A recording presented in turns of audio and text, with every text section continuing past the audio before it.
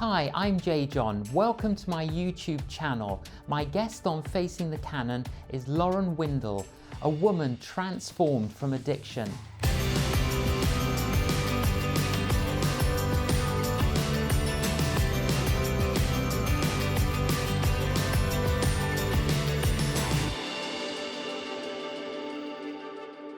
Lauren Windle, welcome to Facing the Canon. Thank you for having me. I'm very excited to be here. Delighted to have you here.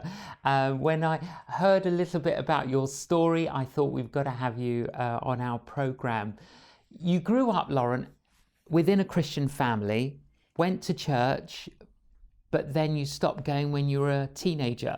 Yes. So my mum's Christian. She always took us to church, but when I was old enough to be given the choice, did I want to keep coming or stay at home? I chose to stay at home. I didn't feel comfortable. I didn't get on with it. I didn't have a really solid group of friends. And I think I was so much more interested in, what we would call sort of worldly things. I was so caught up on my friends and all of that kind of thing that I didn't want to be a part of it anymore. And binge drinking began? Yes. So I was about 13 when I started drinking, and I grew up in London, and there's a real culture of heavy drinking in teenagers, a lot of teenagers, not all. So it was just sort of accepted as par for the course. You drink too much, you desperately steal alcohol from your family, or you try and convince the oldest, tallest looking person to go to an off license to buy you something. You throw up. None of that felt abnormal to me. So yeah, I just carried on sort of drinking in parks and being a bit of a reckless teenager. And then you went off to university. Yes, off to university. Continued drinking. Drinking very heavily through university, actually, and sort of embracing that party lifestyle. But again, if you have an issue with drinking, university is the perfect place to hide in plain sight, because not only, I think it's only recently that it's come up in conversation how unhealthy that is, but every sort of, Freshers Week settling in activity revolves around alcohol. Yes. So that was it. I was very much at home, embracing that element of university life. And then on top of that, you've started taking drugs. Now, tell us, what prompted you to take drugs? Yeah, I resisted for quite a while. So I started taking drugs. I just finished university. I was 22. And a lot of people who were going to dabble with drugs had already done so at university. And I think I was aware that I had a sort of downward spiral tendency to really get invested in things that I shouldn't. So I did resist for a long time, but then I got into the hospitality industry. I was working sort of running events for restaurants and things like that. And actually there's a real, and as with a lot of industries, I think there's a real work hard, play hard attitude there. So it's long hours and it's very stressful, and sometimes people shout at you and then as soon as you're finished, open a bottle of wine, and then people offer you drugs, really. And I waited a while before I accepted, but at this time I didn't have any faith. I wasn't plugged into a church. I didn't have really many people around me who were offering positive guidance or even questioning or holding me accountable for my decisions. And it's really hard to drink every single night and keep up with people who are taking drugs, because drugs props up the drinking. So if I wanted to continue to keep up with that party, then I needed something extra, and I decided to try cocaine. And what was the effect of taking that particular drug on you? Gosh, I think the effect, it changes over time and with the more that you take. Early on, it facilitated my drinking, because it meant I could drink more, and I loved to drink. So that was what I perceived to be a big bonus. Also, I had this skewed idea of identity. I didn't like the taste of whiskey, but I forced myself to drink old-fashioned cocktails which are made of whiskey, because I thought that made me look sophisticated. And I thought that was really important. So I had this idea of cocaine as being glamorous, as being supermodels, as being famous people, as, you know, that sort of thing, as being members clubs and champagne and cocaine. And I wanted a place in that. That felt very attractive to me. So I went for it. I think I felt it gave me a place, you know, and gave me a persona that I really wanted. In actual fact, you know, for me it wasn't just, you know, share a little bit of cocaine with a friend and then that's the night. I would buy more so I could go home and sit and take more on my own. And that stopped feeling quite so fabulous and started feeling really quite desperate. So, you know... And there's another story that runs parallel to that, in the sense that you weren't looking after yourself.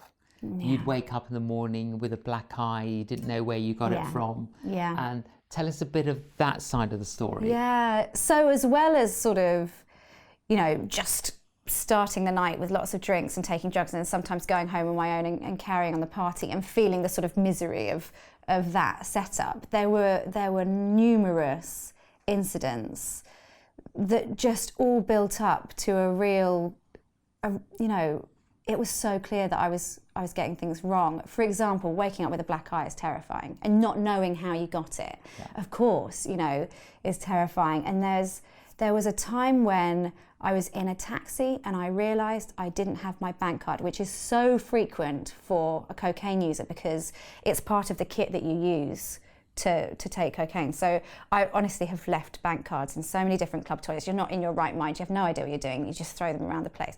Realised I had no way of paying for this cab, so I had to run and hid in front gardens and sort of ducked, you know, and this is at sort of 6 a.m. in the morning. And then you sort of look at your life and you think, how has a glass of wine and maybe a quick sort of thing turned into this, turned into nosebleeds, turned into not washing properly, always being late for things, never arranging to have breakfast or brunch with someone because you can't guarantee that you won't still be high from the night before, you know. And I had physical symptoms like numbness in my fingers and toes, and I got spots in front of my eyes and things like that, and none of it put me off.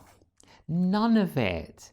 It didn't like shake you or bring you to your senses? You ignored all the symptoms? I started getting heart palpitations and I cut out coffee when I was taking cocaine. You know, I was convinced that if I stopped having a cup of coffee in the morning, then that would bring me back to full health. You know, there's nothing sane about that process. And I was not willing to hear the signs, to see what was going on and be honest. And I didn't know, I think if I had been honest and seen that I needed to make what to me felt like an incredibly drastic change of cutting out drugs altogether, I would have been terrified. I wasn't in a position where I could picture a life like that. So then what was it that changed?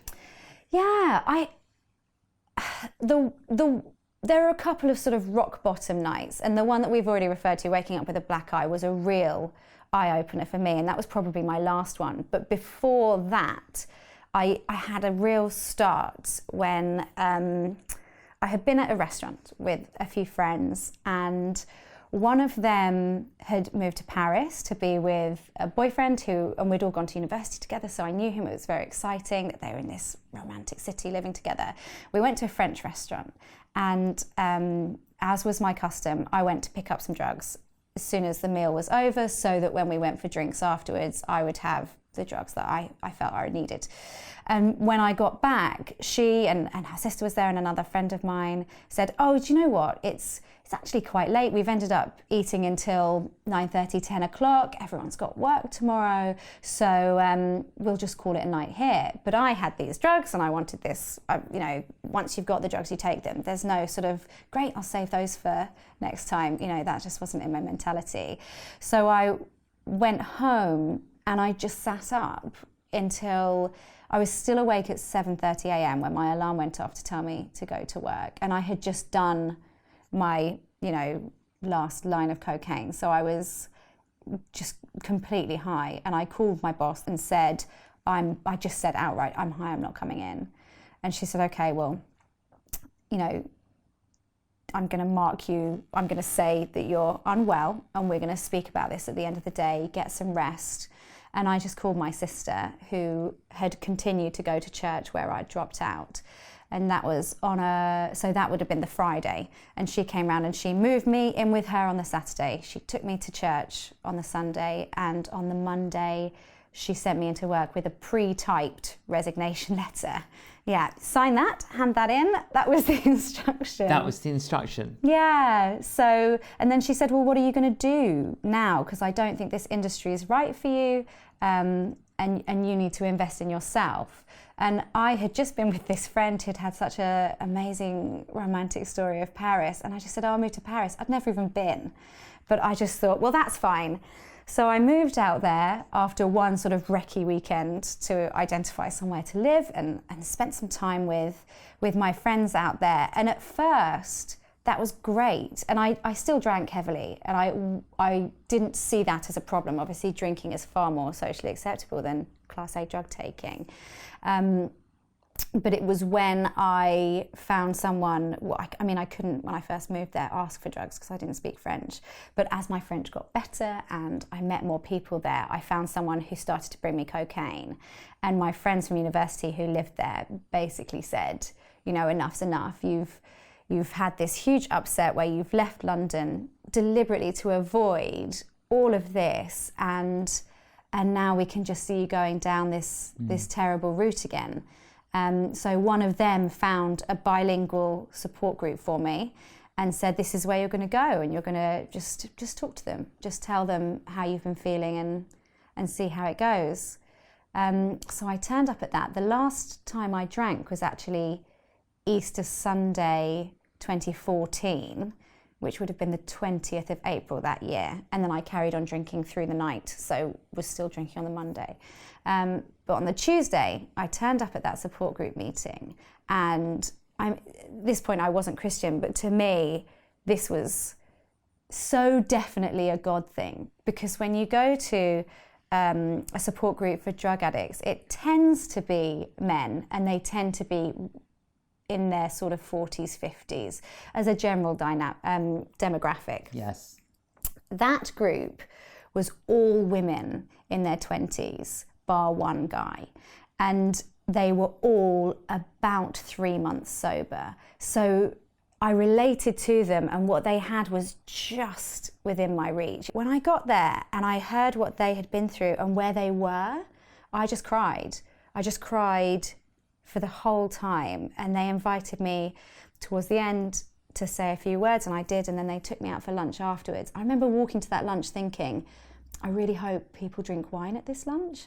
They didn't, which I was very disappointed about. And I said to them, if I want to give up taking drugs, do I have to stop drinking as well? And without any doubt, they said yes. And for some people that may not be the case, but they were so certain that my life would be better without both drugs and alcohol, and didn't give me any kind of shade of grey with that. Because if you'd given me an inch, I would have taken a mile. If they'd said, oh no, we think it's possible, I would have tried, and that would have been another 2 years of me trying and failing. And they just said, this is what's worked for us, and we really believe it will work for you.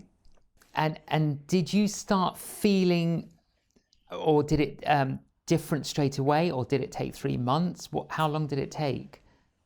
Yeah, I think I felt really fragile, like I would bruise if you touched me. And the first week I spent just going to meetings, lying on the sofa and watching Disney films, because I couldn't watch a film where I wasn't certain there'd be a positive outcome. I just couldn't risk the emotional turmoil of that. So Disney was for me, and I worked my way through the entire back catalogue. Yeah, happy endings. Yes, exactly. Yes, it's always ends well. Yeah, the baddie always falls off something, and then the good people are free to live their lives, and that's what I needed. But it was my third meeting so the third day of my recovery, when somebody said, it was a whole session dedicated to discussing your higher power. And the support meetings that I went to weren't specifically Christian, but they do encourage a sort of connection with something greater than yourself. Yes. You know, not identifying yourself as the highest power in the world is quite important for how that program works. So they sort of said, well, what's the God of your understanding? And I thought, well, you know, I had been to church as a child. I remembered a lot of the principles. I thought it was pretty much just a series of fairy stories, you know, strong man cuts his hair, giant boat, that kind of thing. But I thought, look, I'll go and I'll see. And I went to a church in Paris, an American church, and I went to the front. So I would have been sort of 6 days sober or 5 days sober at this point. And they again said, you know, they say throughout the service, you know, if you want prayer, come up at the end. So I went up and I explained to this very kind vicar that I was 5 days clean of drug addiction. He said, okay, can you just wait there? And brought over another couple who were amazing. And the woman really took me under her wing, and I was invited to a women's Bible study, which was great. And I think it was the combination of the support I had in recovery and the support I had from the church. And I slowly started to feel less fragile. At first, it was like, at any moment, I could be about to relapse. I don't know if I'm going to get through the next hour without drinking. And then I'd sort of get to bed and be like, okay, you've done it. That's a whole day down. And you'd be counting the days like that. And then after a month or two, I kind of just turned around and said, oh, I didn't really think about it today. And slowly, it became less of it had less of a hold on me. But that took time. It did take time. And now you're helping other people to get out of addictions. Yes. So you run a course. Tell us about the course. Tell us what you've been doing. And you did a master's. I did, yeah. What was your master's in? So my master's was in addiction studies. In addiction studies. Studies. Yes, and I did that at King's a couple of years ago. That was brilliant. I moved back to London after all of this, having stuck at that church, and it was a year and a half of sobriety and Christianity. And I came back to London and did various things, but one of the most important things to me was to get a good church community. And I also wanted to support other people in addiction. So I called a few people. I called Salvation Army. I called a few of the big churches to see what they were doing. And there was an already established recovery course that was not at that time running, that came out of Holy Trinity Brompton in central London. And I heard all about it, and I spoke to some other people who had run similar courses, and we decided, with the support of the vicar at my church in West London, to set something up there, which has been incredible. So it's been 5 years that we've been running this recovery program from St. Dionis. To see people in that place where you feel you really know what's best for them, and they can make declarations and make promises and sort of come back and forwards, is really difficult. But when it lands, it is life-changing. Yeah, absolutely. And it's just spectacular. And there are different forms of addiction, of course. It's not just drugs. You know, it could be sex, it could be pornography, it could be all sorts. Yeah. And has this course helped people from all types of addictions? Yes, we get people who come to speak to us about food, sex, love, codependency, pornography, gambling, and then the sort of substances as well. I mean, our sort of standpoint on it is, if it's a problem, then it's a problem. Yes. And we're happy to work with you on it. And if it really feels like it doesn't fall in the sort of remit of an addiction, then we'll work with you to identify other charities that could support what it is that you're going through. But yes, and because we promote ourselves in church circles predominantly, and you don't have to be Christian to come, but we do use the Bible to support the 12 steps through the program. We get a lot of people who are Christian, who are established in their sort of faith, but really feel that they're letting themselves, their families, their church families down because they have a sort of secret habit Sure. or something. And pornography is huge Yes. on that list. And it's not just men, it's women as well. And it's something that is really, really concerning. And particularly, you know, if somebody continues to use substances, you will see a decline in their physical health. You will see a decline from them. You may even see them under the influence where it becomes very apparent that they need help. You know, it's just painfully easy to hide Absolutely. some of the other addictive behaviours that are out there. And pornography is one of my absolute least favourites. Yes. Yeah, Yes. that could be a whole other interview. I'm absolutely Sure. raging about it. But yes. Lauren, would you speak to our viewers directly? Any viewer now is listening to you, they know they have an addiction. Yeah. What would you say to them? I don't know anyone who has managed to work through an addiction in isolation on their own. You're definitely not the first person who's felt this way. You are definitely not the first person to be in a horrible cycle.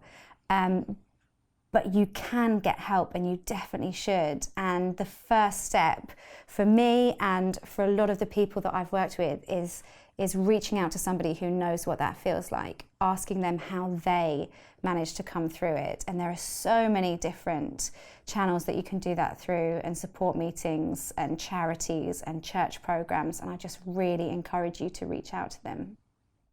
And would you pray for anyone Yeah. who is struggling with addiction? Yeah, Lord, we thank you that you are a God that understands temptation, that understands the difficulty of the flesh.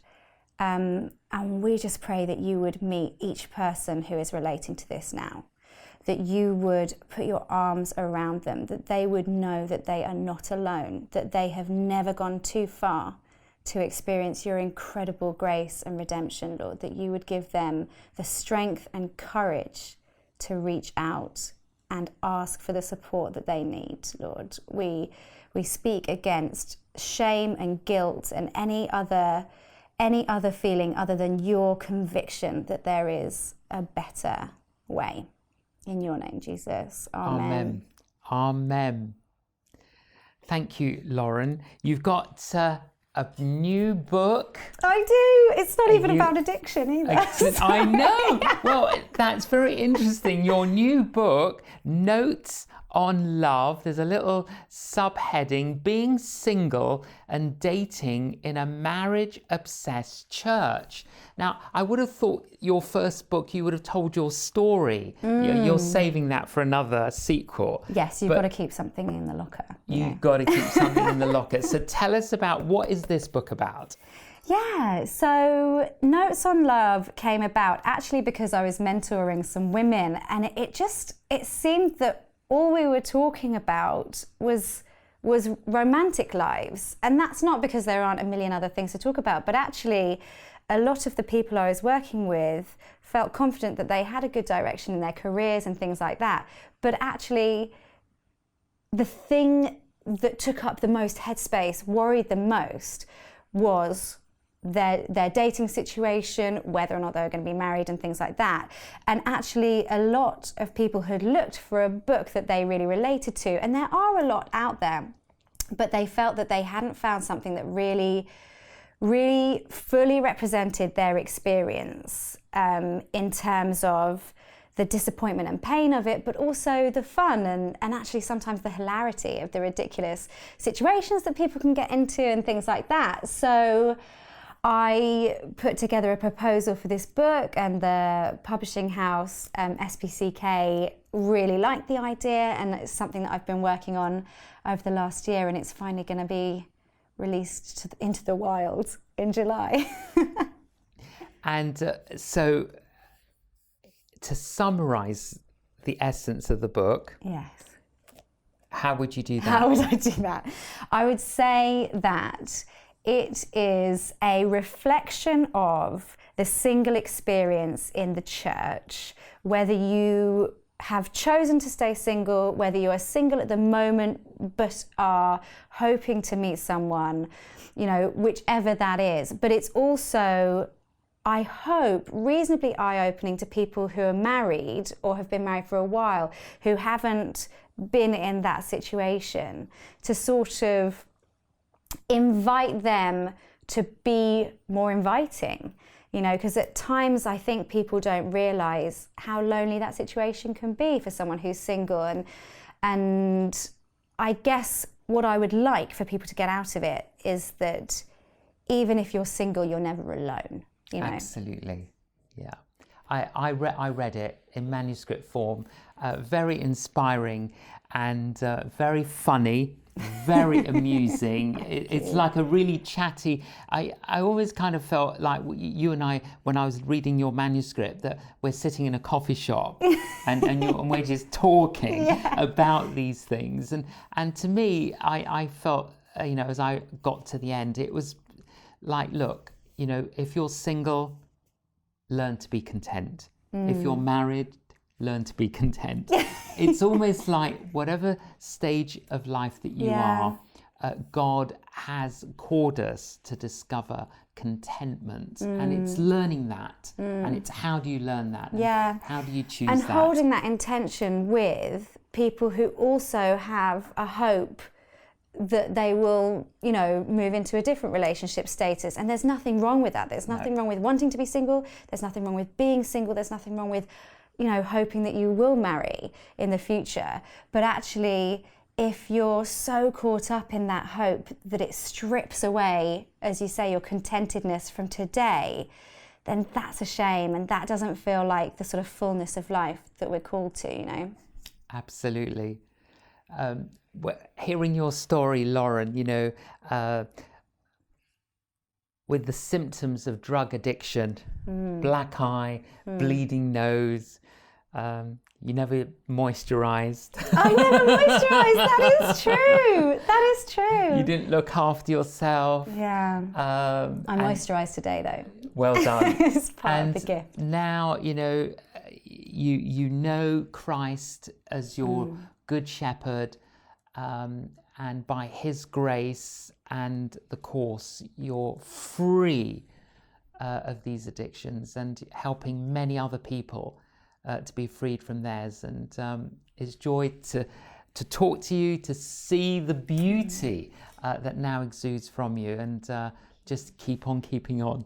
Oh, that's so kind. Thank Lovely you so to have much. you on the programme. Thanks for Thank having you, me. Lauren. I really hope you've been inspired by that Lauren's story. Very heartwarming, and can I add my encouragement to you too, that if you are in any way facing any kind of addiction, seek help, seek God, seek help, find a course like the one that Lauren went on, the one that Lauren teaches, and get the help that you need.